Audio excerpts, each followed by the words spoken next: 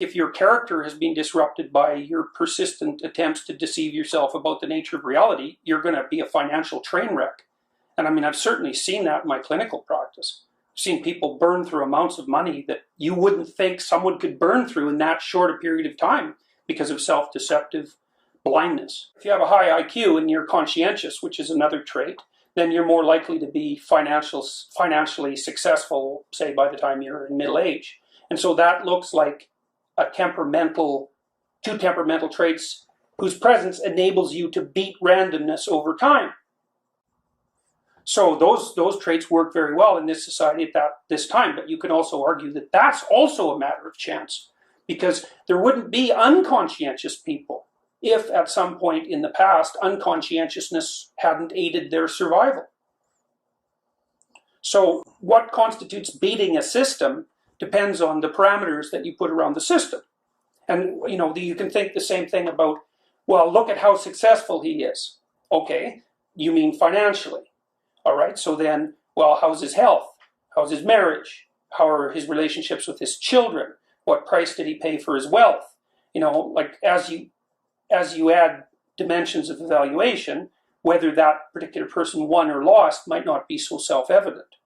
And people are wired so that they're more responsive to the probability of something good happening than even to the good thing. So, for example, we know that if people win the lottery, a year later they're about the same as they were. No better, no worse. So, actually winning all that money has a limited long-term impact on their happiness. That's probably more determined by their trait temperament. But the lead up to the good event, that's the exciting part. It might happen. That's excitement. And that's produced by, like gambling will produce that, especially for some people, because some people are really susceptible to that kind of reward. Everyone's susceptible to it to some degree, and that can be manipulated, and that's what slot machines do.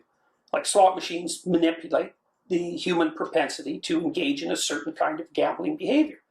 And why do people gamble? Sometimes taking a risk really pays off. And not taking a risk is also a risk. So there's no way out of risk. It's gamble one way or another. Just like a lottery ticket winner. What are they paying for? They're paying for the fun that's associated with the anticipation of the reward. And the brain, your emotional brain, isn't that great at calculating mathematical probabilities. And so it sort of says, some chance. You have some chance of winning $50 million. Well, it might be 1 in 380 million, but your anticipation system isn't a mathematical system. It just says, well, you have some chance. That's a lot more than none. Well, in some ways, it's infinitely more than none, because at zero, you have no chance, and, with one ticket, you have some chance. So that gets the old excitement going. You can say a life without risk is hardly worth having. It might be secure, although it isn't, because, as I said, not taking a risk also constitutes a risk. And when you look back, people often are more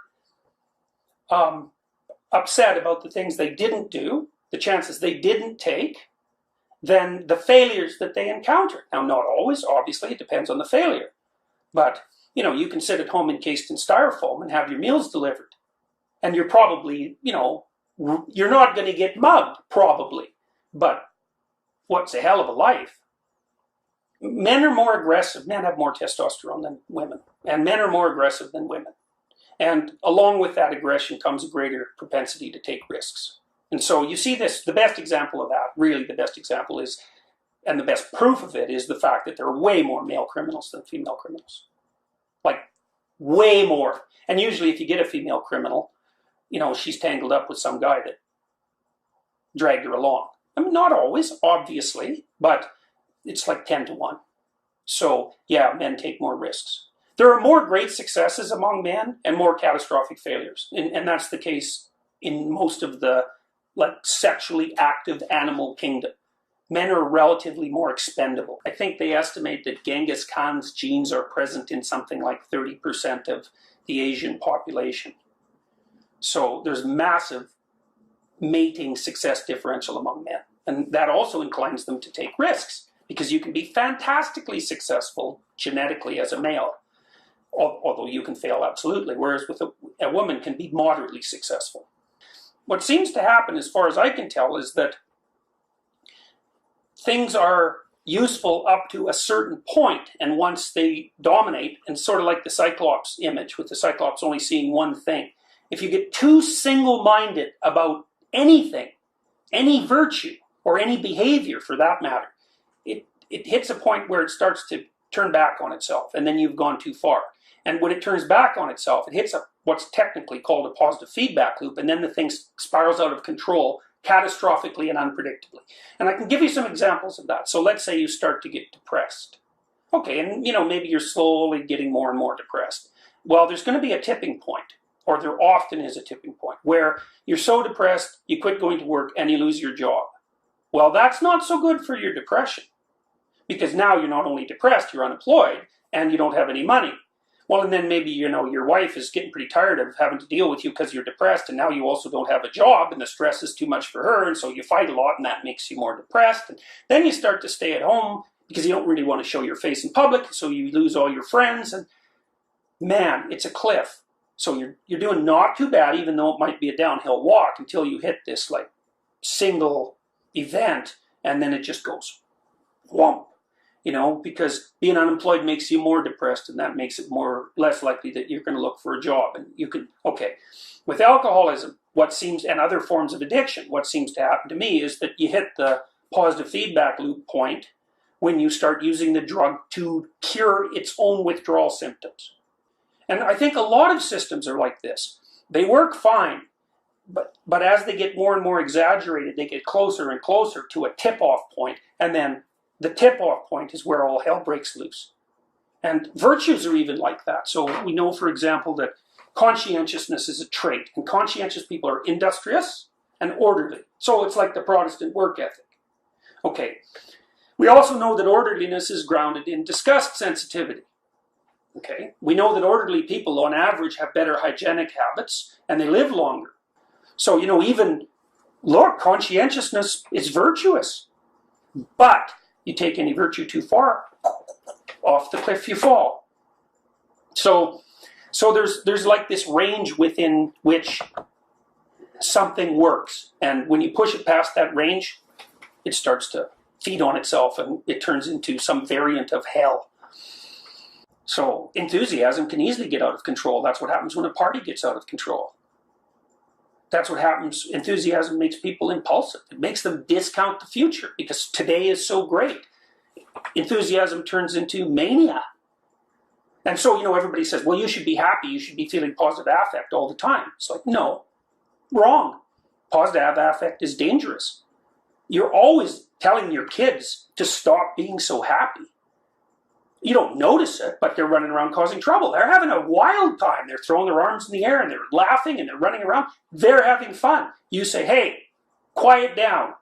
And if you count your disciplinary actions, you'd be shocked at how often what you're doing is telling your children to stop having so much fun.